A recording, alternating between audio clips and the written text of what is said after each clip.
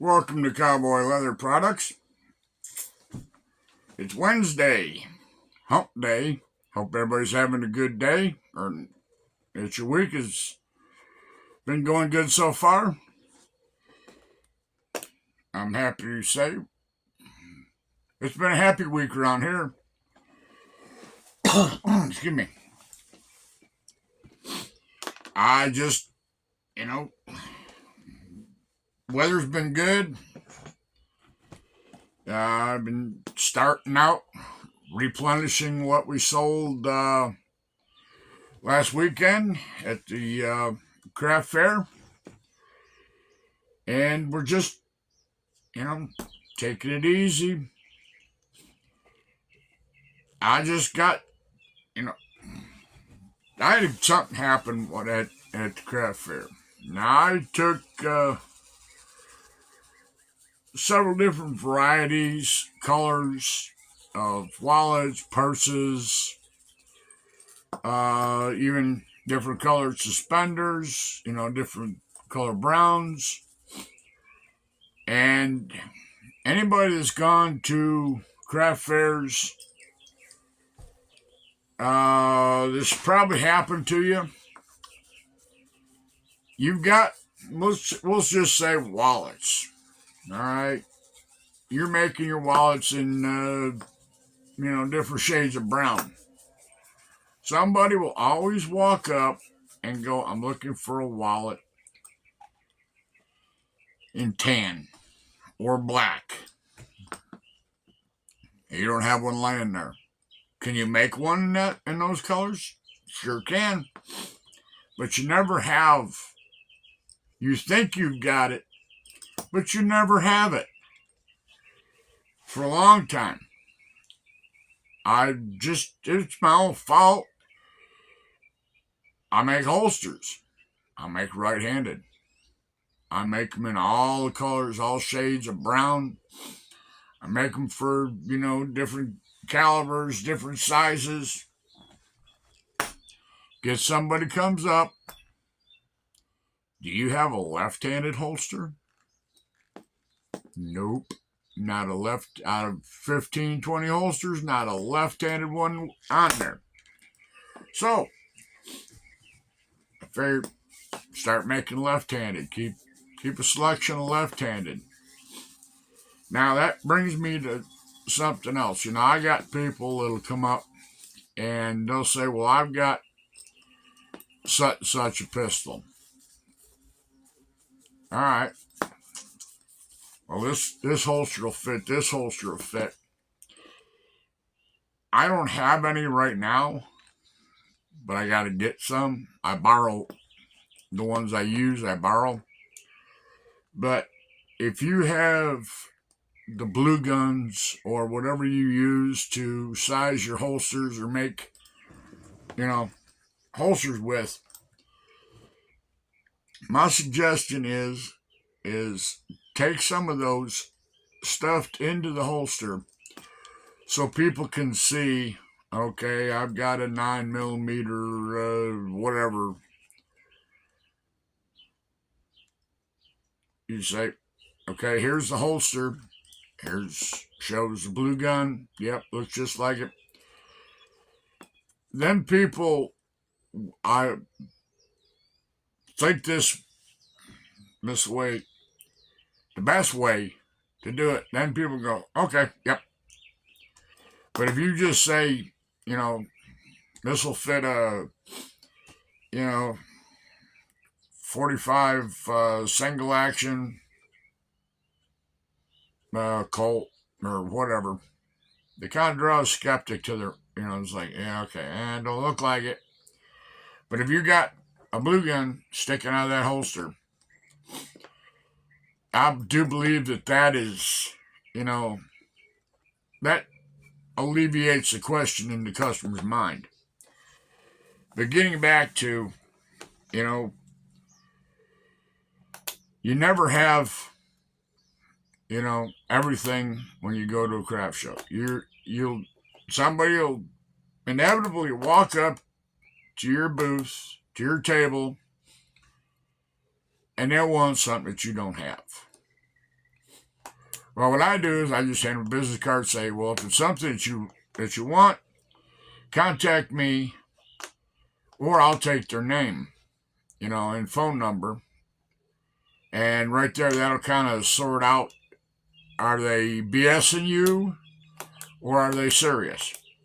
So, give them a business card or take their name. Tell them, yep, when I get back to the shop, I'll give you a holler. We can make one, or, we'll get the particulars.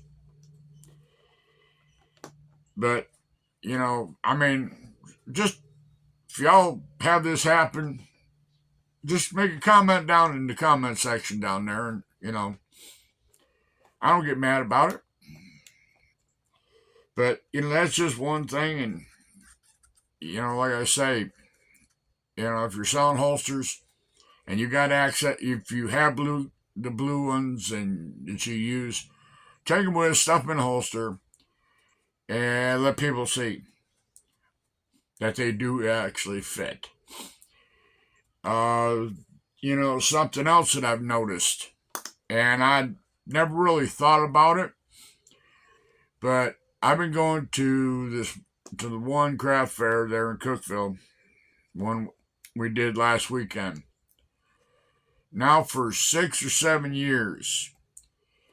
And I never really paid attention, but at this one, I had people walking up. They went, man, sorry to hear about your shop, but we're glad to see you're still doing, leather work and stuff like that.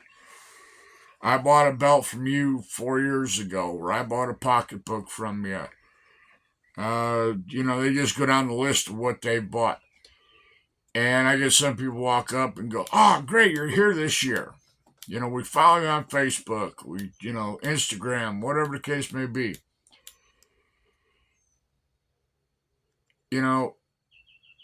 If you go to the craft shows, you do or will have a following. And it's like people that go to flea markets. They go to the same flea market every week. The vendors at the flea market know the people by name, and the people know the vendor by name, and they know where to go to get, whatever they're in need of. So if you can go to flea market, or not flea markets, but craft shows, and you stay consistent and your prices are right and your product is presentable when you go, you will most likely develop a following. And people will. I had at this last one, I had somebody that I made him a belt. I forget. They told me how many years ago. They didn't need a belt. But the grandson or somebody needed a belt. So they bought one from me. And, I had a woman come up and she looking over all my holsters and stuff like that. And naturally, all day long, people are pawing through the holsters. So they kind of had them, messed up. Well, I see her looking, and she was looking for a holster to put a snub nose 38 in. I believe she said she had a Smith & Wesson with either a 2 or 2.5 inch barrel.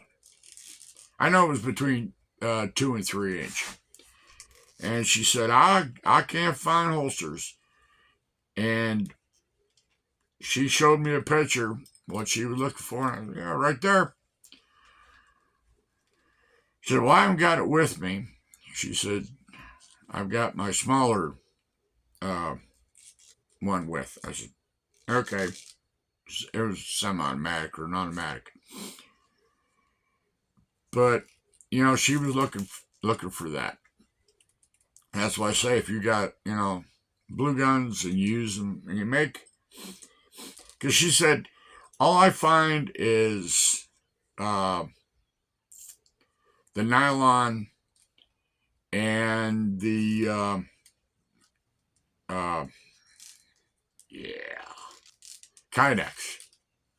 She said, I don't like Kydex.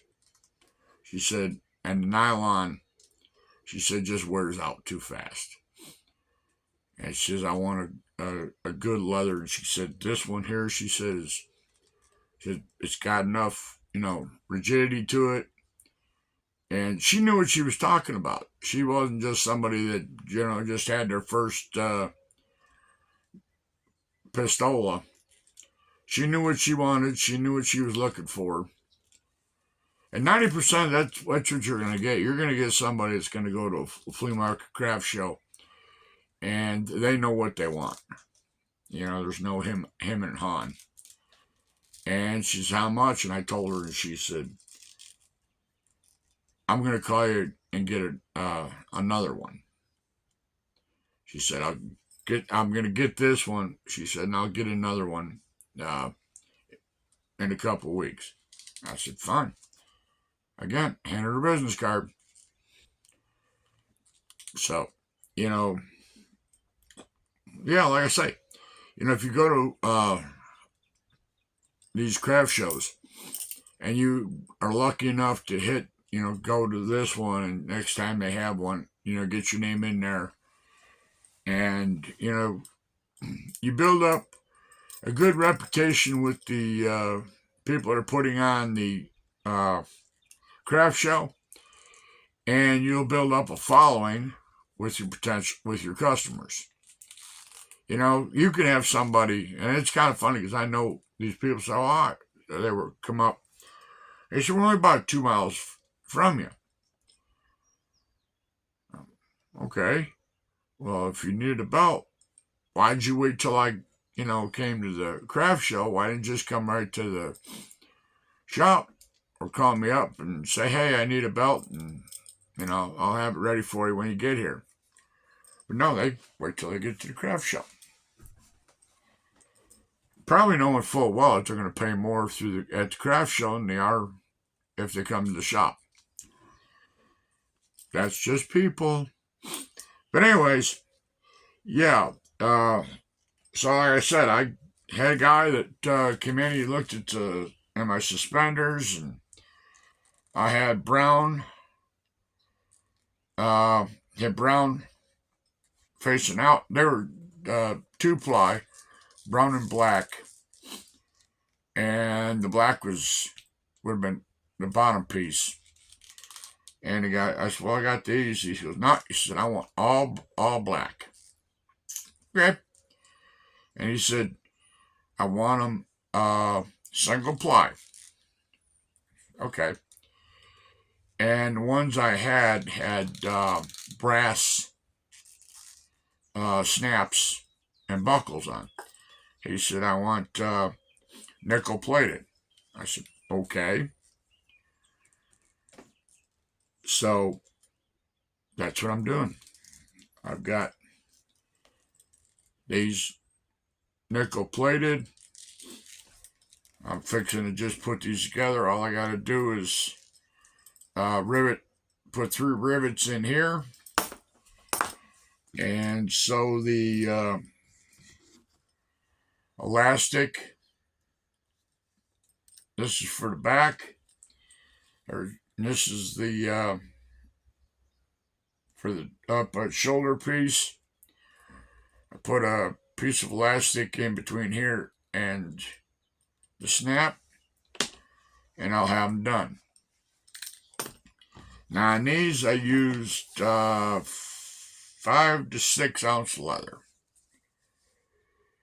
I don't usually go any heavier than 7 to 8 because you go too thick and they don't bend, they don't flex right, and it adds extra weight. 5 or 6 ounce is just to me is a nice weight.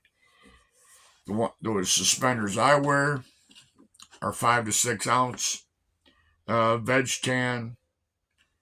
I do have a pair of 5-6 ounce chrome tan, but the ones I've got that are tooled, those are veg tan. So, I know from my own experience, I know what works right and what's comfortable on me. And that's the biggest thing is, comfortable. Because people go and spend, $60, $70 for a pair of suspenders. They want them to fit, be comfortable. Everybody that I know of that have bought suspenders from me like them, say they're just a nice width. Some of them are too narrow and they cut into your shoulders. Some of them are too wide and don't give you full range of motion. So these are I believe these are an inch wide. I forgot, I got the clicker die for them. But like I say, people that have bought them like them. Some of them have come back and bought them in a different color. So that to me gives me an indication that we're on the right track. And they last. But, and we're in the price range. I have seen some people make, and they're not any fancier than what I make. And they're getting $95, $100, $125 for them. So, I'm not high end, I'm not low end, I'm in the middle of the road on them. But as long as I make a little bit of money, people are happy. A happy customer is a repeat customer. So, I just, like I say, these are just some ideas and some things that have come up, that, you don't feel bad if you haven't got everything that people are looking for. You do your best. Take your best work. And, price and how it looks is going to sell your product. Now, when I say selling your products, I find, this may not work for everybody, but I find somebody walks into your booth, say good morning, good afternoon, greet them with a good word. If they walking around and they're picking stuff up and they're showing a little bit of interest, ask them, are you looking for something specific or are you just window shopping? Don't say window shopping, but are you just... And, communicate with them a little bit. And if they don't buy nothing, oh well, say thank you for stopping by. If I find if your leather goods look good, the stitches look good, the finishes look good, you won't have to talk about them because they will sell themselves. And when you have to talk your items up, then you're kind of acting like a used car salesman. People know what they're looking for. And if you've got it, like I say, if the product looks good, prices look good, they'll buy it. They won't, bat an eye for, if they have to lay down $50, $60 for it. Depending on what it is. I mean, don't lay a key fob out there for $50, $60. But, if you're selling wallets or purses or whatever you're selling, your bigger stuff.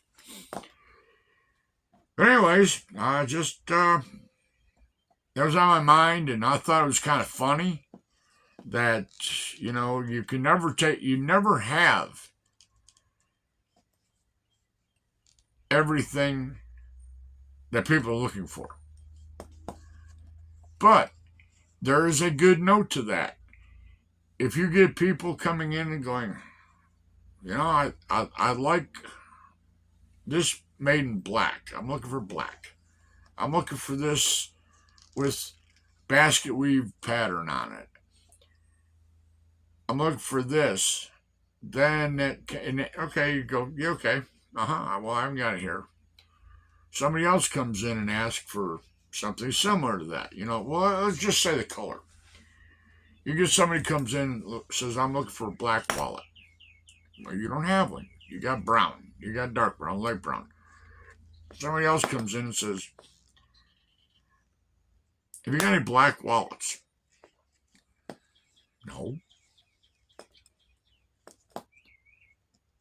So now I kind of, to me, in my head, go, next one I go to, I'm going to take black wallets. So it just makes, make yourself a mental note. Because you never can tell with people. And something else I find, what I sold a lot of this year may not sell next year. So, it's craft fairs are, I would say, kind of fickle. I've been lucky. The first craft fair I go to, there is no other leather crafters there. So I pretty much have the market cornered. But we'll say not this last one, but the year before, crossbody bags, sold every one of them. Whether they were large, small, medium, sold every one of them. Along with belts. Belts were hot.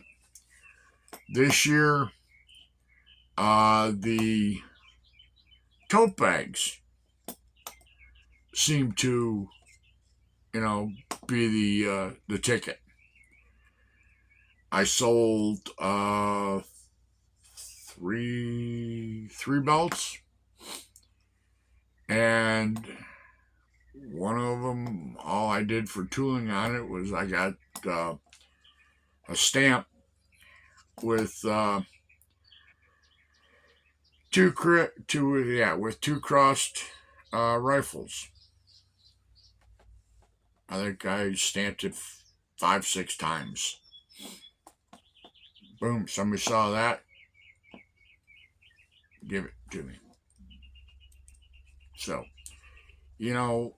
again, what sells good this year may not sell good next year. That's why I stress, take a variety. Just don't pigeonhole yourself to wallets and belts.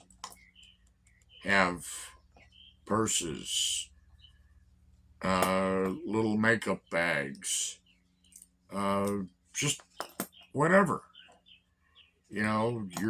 Whatever you can use or make out of leather, and use up your scraps. Key fobs. And now with key fobs, what I do is I'll take some that have already been tooled or been tricked out, and I'll take some blanks. And a lot of times people come up and go, can you stamp initials? Yep. Take your stamps with you. Stamp an initial. Charge $4, $5, whatever. Do it while I wait. It doesn't hurt to sit there and hand stitch something. It's just because people, for some reason, they like to see how the product is made. Me, Well, I make them, so I don't care how they're made. But, show the people that you know what you're doing and they can see. Now, I saw something the other day. It's totally off rabbit trail. I saw somebody the other day, they asked in a general forum, uh, about putting fabric in, purses and put them in leather goods. And something that I honestly did not know, and I did learn something here now. They make a leather bias tape. Well, for anybody that does any sewing, bias tape is used for edging and stuff like that. Well, so I go, let me check it. Well, I Googled it, and I was reading what it, how wide it was, this, that, and other thing. And somebody said, when this person asked the question, they said, well, I use this, do this, and I don't wrap my edges with leather or turn them over. I use this leather bias tape. Now, exactly what she said was leather bias tape. Okay. So when I was looking,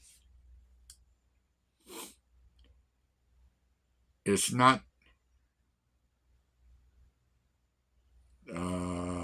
top grade leather. It's pleather.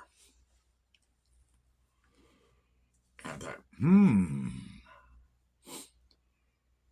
And I went back and I was reading her comment. She said, because it's a stress point, people putting their hands.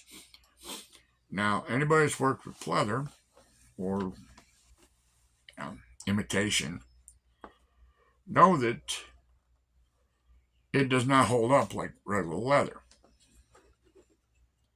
But it's just the fact that the stuff that I found was actually pleather. Not leather, but pleather. And like I said, I didn't know. I mean, I know there's, my wife's got bias tape. She makes bias tape. But I didn't know there was such a thing for leather. I myself, when I make a bag and I line it, even if I'm not lining it, I, fold the edge over and stitch around it. I have taken thin leather and used it to cover up, when I make a bag and I make it, with the raw seams facing out, I come down, I take a piece of 1-inch, 2-inch, whatever the case may be, and I seam that. I bevel my edges, stitch down through it, make it, dress it up a little bit. But like I said, I didn't know they made what they call bias tape for leather. I guess you learn something whether you want to or not during the day. Well, I'm going to get out of here. As long as the sun is shining, I think I'm just going to go out here and see if I can cut the grass before it starts raining. They say we got bad thunderstorms coming in, and I want to get the grass cut before it gets too bad, because they're talking possibly thunderstorms and rain until the end of the week. If I let my grass go too long, I'll be able to bale it up for hay. So, I'm going to finish these suspenders and get out here and cut some grass. I not only do leather work, I actually cut grass, and I got a small farm here, so take care of that too. So, I hope everybody has a good rest of the week. We will see you on Friday. Have a good day. Cowboys out. Bye.